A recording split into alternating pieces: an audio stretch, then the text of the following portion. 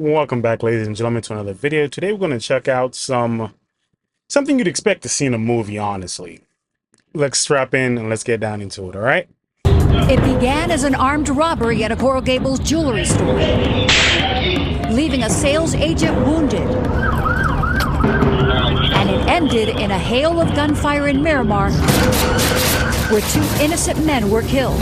One sitting in his car at a red light, the other, the UPS driver, kidnapped by those robbers. And sounds like a movie, okay? Sadly, this is real life, sadly. And now the story you'll see only on 6. NBC6 investigates Tony Pipitone And Squircle. shows you how that UPS driver fell into the hands of those armed robbers. NBC6 Investigates has obtained hours of video and other never-before-seen evidence of those events nearly 5 years ago. The Broward State Attorney alleges they helped prove 4 Miami-Dade officers committed manslaughter. Now, and later at 6, see for yourself what those officers saw. What did he just say? Hold on. This is my first time listening to this. Hold on, what did he just say? Broward State Attorney other never-before-seen evidence of those events nearly 5 years ago. The Broward State Attorney alleges they helped prove 4 Miami-Dade officers committed manslaughter. Whoa, Now, okay. and later at 6, see for yourself what those officers saw.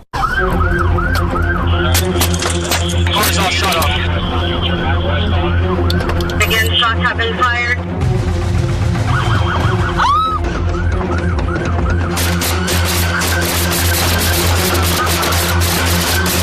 1 hour before those bullets would fly on Miramar Parkway, Yo. Oh my, listen. Those sound like fully automatic weapons. I'm kind of starting to see why that claim might have been made in the video, okay? UPS delivery driver Frank Ordonez was just doing his job 15 miles away in Coral Gables. He was even a good delivery driver. Put the package down and knocked. Wow. Ordonez, a 27-year-old father of 2, walked back to his truck and into danger he never saw coming. 2 men who just robbed a Miracle Mile jewelry store, leaving a sales agent injured, needed a clean getaway after a robbery victim's gunfire hit one of them in the back and took out their rental van's back window as they fled. Less than 15 minutes. They got the rental van as their getaway drive. Listen, why in the world does this feel like this was a staged movie? Like they try to, probably pitch this to some movie industry and they said, no, sorry, not going to do it. And they said, bet, we're going to make this happen in real life. Then you'll want to buy it. Because this is wild. Minutes later, the 2 previously convicted felons saw a chance in the UPS truck and its driver about to turn hostage. There's the getaway driver, Lamar Alexander, with the red bag, trailed by his wounded, limping accomplice, Ronnie Hill, carrying the loot in the laundry bag. And they mean business, as one of the hijackers says. They talk for over a minute before they commandeer Ordonez's truck with him inside. Hey, what are you doing? Did you subscribe yet? How about that like button? It's pretty lonely. Go ahead and hit that like and subscribe button for me, all right? Let's get back to the video. And speed off. Within seconds, the alert homeowner who just wished him a good day called 911. Listen, she was still watching.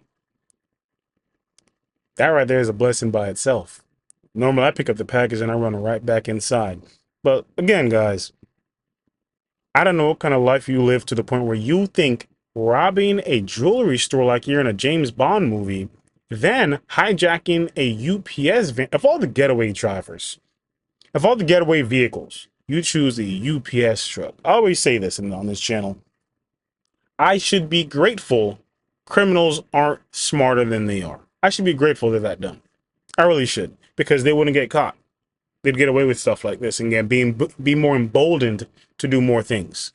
and reported. Police, the UPS truck just got robbed.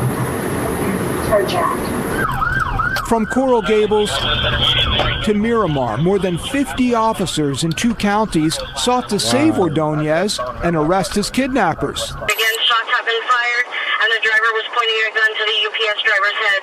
This one sped at over 100 miles an hour to catch up to the fleeing felons.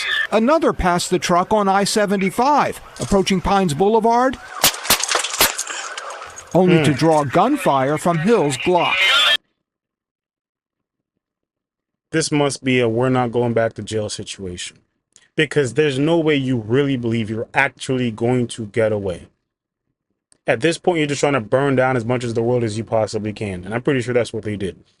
But again, the officers are the one that the DA said are going to be charged with manslaughter, 4 counts of manslaughter.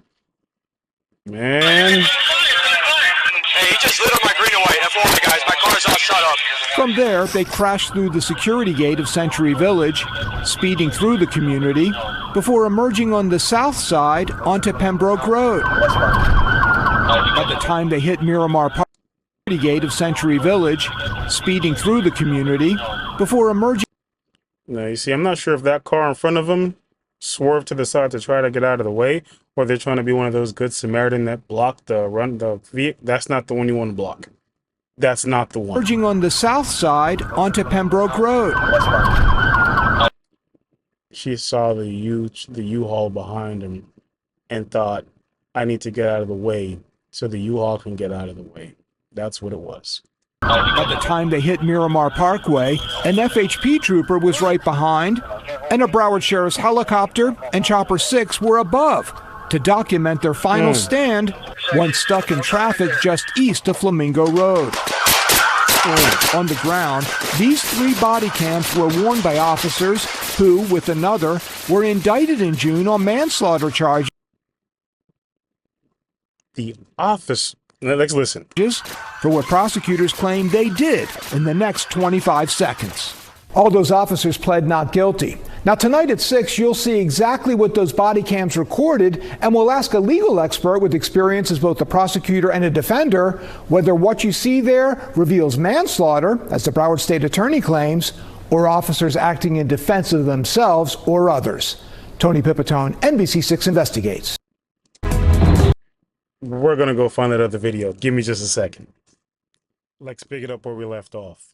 4 police officers accused of manslaughter after this 2019 shootout. They can now ask the court for immunity from prosecution thanks to the failed prosecution from another Broward County police shooting years ago. NBC6 Investigates Tony Pipitone is looking at the impact that older case could have on those charged in the UPS shooting. He's joining us now.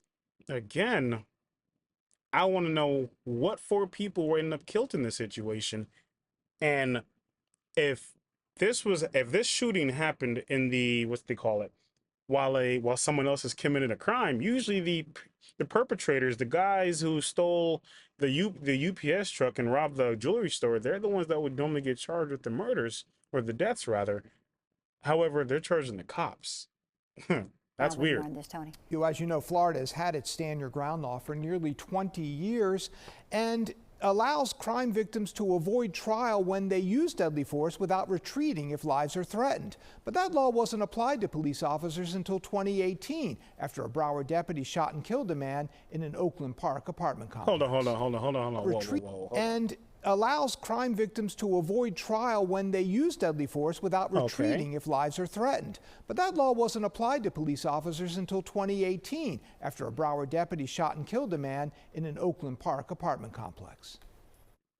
His name was Jermaine McBean, and the Broward deputy who shot him to death in 2013 was charged with manslaughter, as were the 4 Miami-Dade officers indicted in the 2019 deaths of 2 innocent civilians in Miramar. Now, if they're saying that they shot into the vehicle that they couldn't see, because again, one of the things they tell you when you have a gun, you don't shoot when you can't see. So you can't sit there and say, I know he's in the truck, so I'm just going to shoot it to the truck. Because as much as that truck looks like it's an armored tank, I guarantee you that aluminum is pretty thin on one side and could easily go right out the other side. There goes someone's life.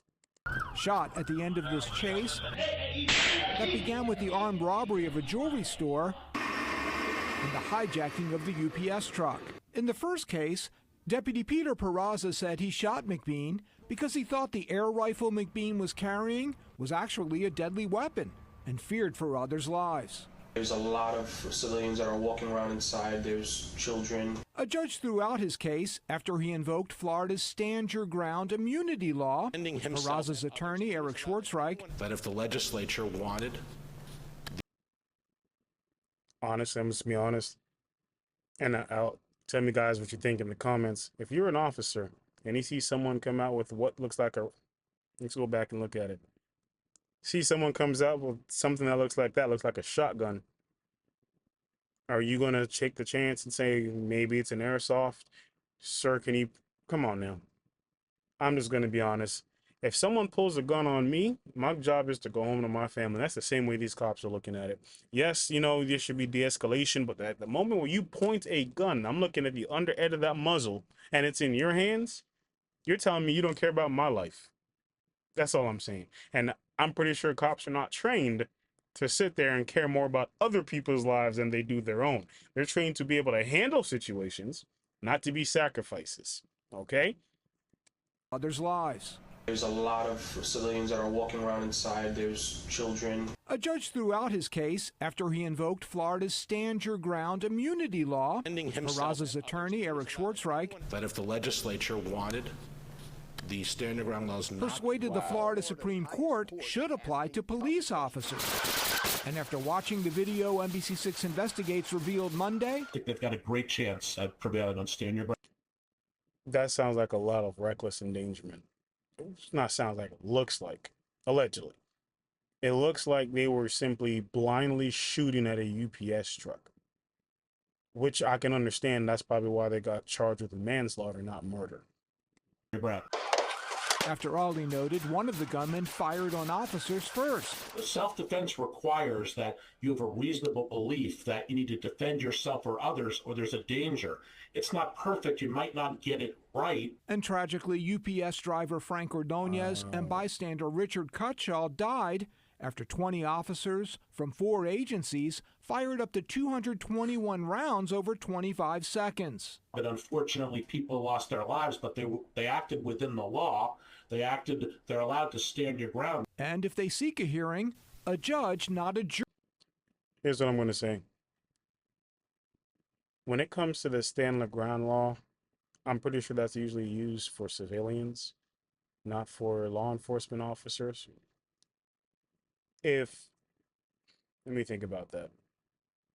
If you are in a situation where the officer feels like their life's in danger, they should get the same right, okay?